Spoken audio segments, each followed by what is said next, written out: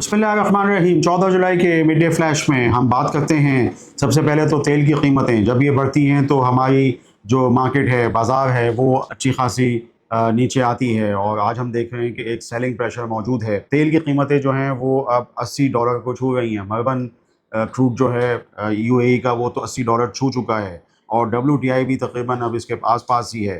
North सी Brent तो $84 से ऊपर टप गया है। सऊदी अरब लाइट ये भी तकरीबन अब एक लेग के साथ आता है तो $72 के आसपास है। अभी ये थोड़ा सा नीचे आए हुए थे पिछले हफ्ते, जब हालात ठीक थे तो $65-66 आ गए थे, तो अब ये है कि वापस ये बढ़ रहे हैं। तो ये है कि ये इसके मुज़म्मरात हैं और हमारी मार्केट में हम देख रहे हैं कि इसके मुज़म्मरात हम देख रहे हैं, तो इसमें थोड़ा सा एहतियात करनी चाहिए। मैं तो काफ़ी दिनों से, कुछ दिनों से आपसे कह रहा था कि ज़रा सा प्रॉफिट टेकिंग वगैरह भी करनी चाहिए।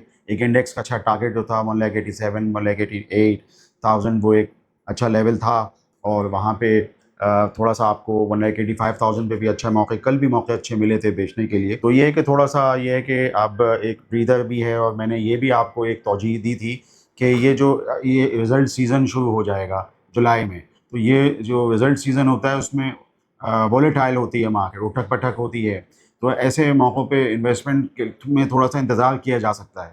तो अक्सर जितने भी कंपनीज़ हैं जिनके फिस्कल ईयर 30 जून में ख़त्म हो रहे हैं उनके रिज़ल्ट्स होते हैं, तो वो ज़ाहिर बात है वो जो एक तज्ज़ियाकार की एक्सपेक्टेशन होती है वो टारगेट मीट हुए हुए काफ़ी टाइम हो जाता है। ऐसे वक्त में जो है थोड़ा सा बाइंग इतनी नहीं होती, लोग थोड़ा सा सेलिंग करते हैं। अभी कल कहीं जो पामा के नंबर्स आए और ये आए जून के, तो इसका ही अगर हम ले लें तो ये नंबर्स तो आए कल, यानी GHNI के भी और GAL के भी, लेकिन ये है कि इसके जो प्राइसेस हैं वो पहले बढ़ जाती हैं और ज़ाहिर बात है bye on rumour cell on news का भी इसमें एक कॉन्सेप्ट है अगर आप इसको समझने की कोशिश करें। ये है कि हमारे तज्ज़ियाकार वगैरह ने इसकी, अब जो कल जो नंबर्स आए और जो मुकम्मल तौर पे यानी GAL की अगर हम बात करें, गनी ऑटोमोबाइल पे एक तबसरा करते हैं, तो इनके चौथे क्वार्टर में तकरीबन 1,222 जो हैं गाड़ियाँ बिकी, यानी सारी वो जैक जो ट्रक वगैरह वो सब मिला मिलू के, तो वो तकरीबन बिकी 1,222 गाड़ियाँ चौथे क्वार्टर में। तो चौथे क्वार्टर में इनकी आमदनी जो है वो ₹37.5 तक आ सकती है और पूरे साल की आमदनी जो है वो GAL की जो है वो ₹100 से ऊपर जो है वो एंटिसिपेट की जा रही है। सब लोग, दूसरे लोग भी कर रहे हैं, कोई ऐसी अचंभे की बात नहीं।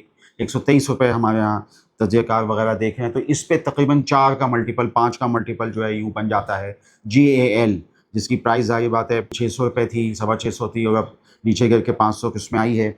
तो ये मतलब ये है कि इसकी एंटिसिपेशन तो बहुत वक्तों से हो रही है। तो मैं आपको एक मिसाल दे रहा था, इसी तरीके से जो अच्छी कंपनी GHNI, ईसुज़ू के बस और ट्रक करते हुए और बड़े तसलसल के साथ हर महीने बड़े अच्छे नंबर्स देते हुए, तो इनकी भी जो गाड़ियाँ चौथे क्वार्टर में बिकी वो 1,566 गाड़ियाँ थीं।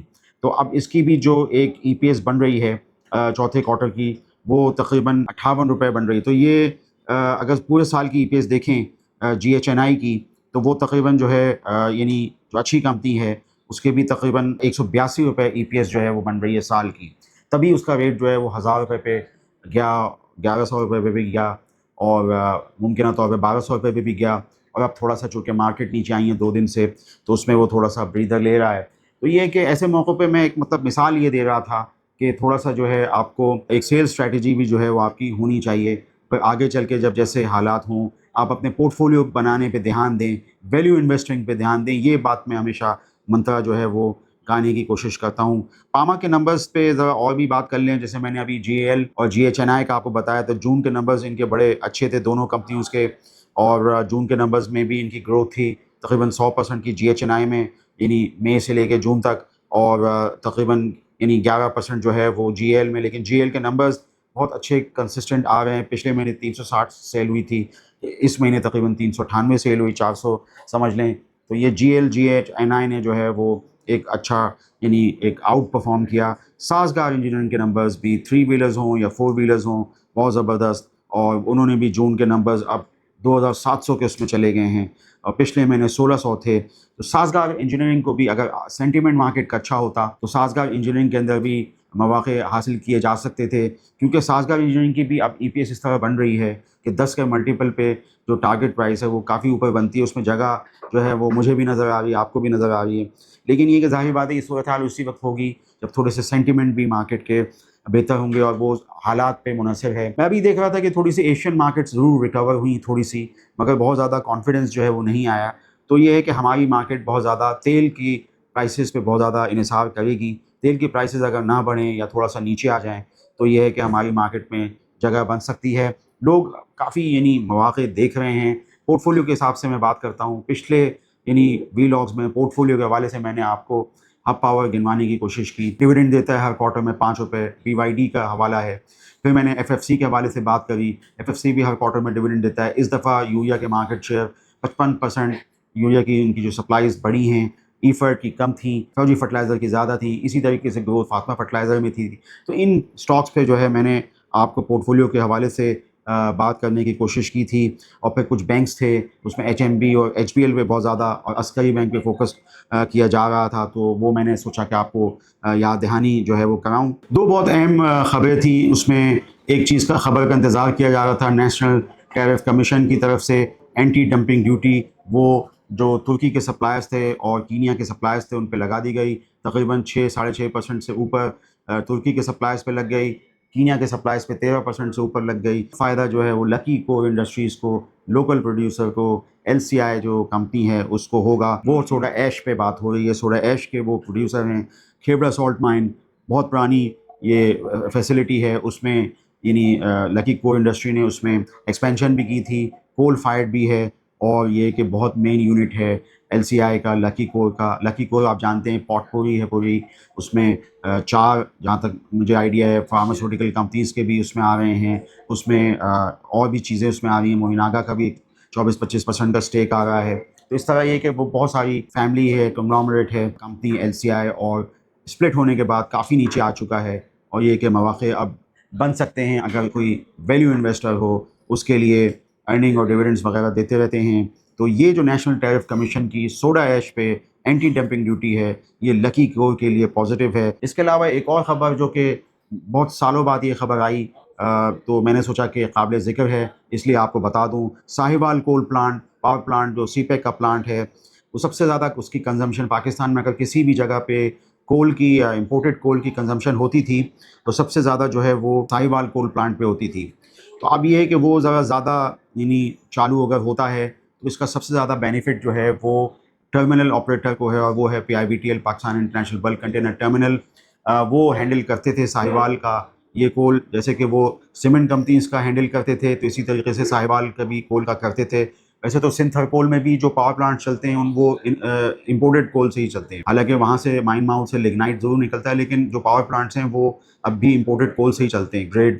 تو اس میں یہ ہے کہ PIBTL ہی اس کا مین واحد سپلائر یا اس کا ہینڈلر ہے. اس کے علاوہ ایک اور بھی اہم خبر تھی کہ جو اس فسکل کے اندر زیادہ استعمال ہوا ہے کول کا، کوئلے کا، امپورٹ بڑی ہے.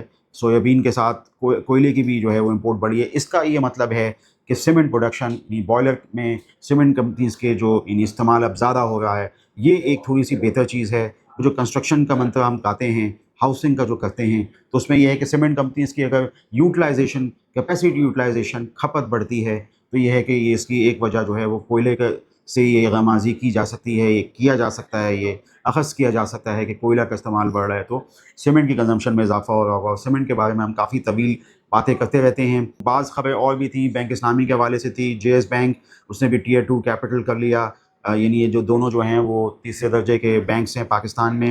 اور اس کے علاوہ اسٹینڈرڈ چارٹرڈ میں بھی خبریں تھیں خصوصیت سے سازگار کے اندر. جیسے میں نے آپ کو پہلے پاما کے نمبرز میں بتایا تھا کہ بہت زیادہ زبردست قسم کی گروتھ جو ہے 3 ویلرز 4 ویلرز میں جون کے نمبرز میں آئی مئی کے مہینے کی نسبت. تو یہ ایک تھوڑا سا تھا تو میں نے سوچا آپ کو بتاؤں.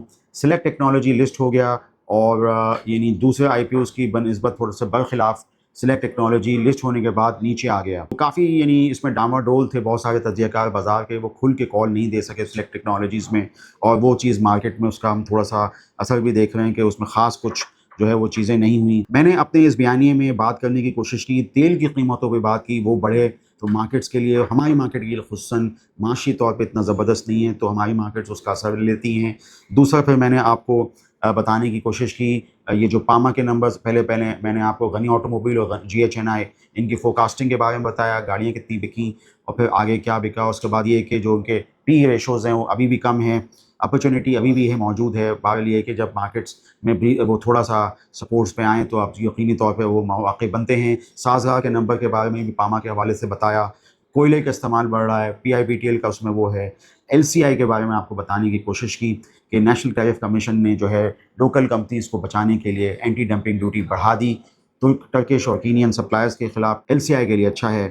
اور پھر یہ کہ کچھ چھوٹے موٹے بینکوں کے بارے میں آپ کو بتایا، اچھی چیزیں تھیں ان میں۔ آپ اسٹینڈرڈ کیپٹل سیکورٹیز کے چینل کو سبسکرائب کیجئے، ہماری معروضات پہ غور کیجئے۔ آپ کا شکریہ۔ For more details, call us today at 111-111-721.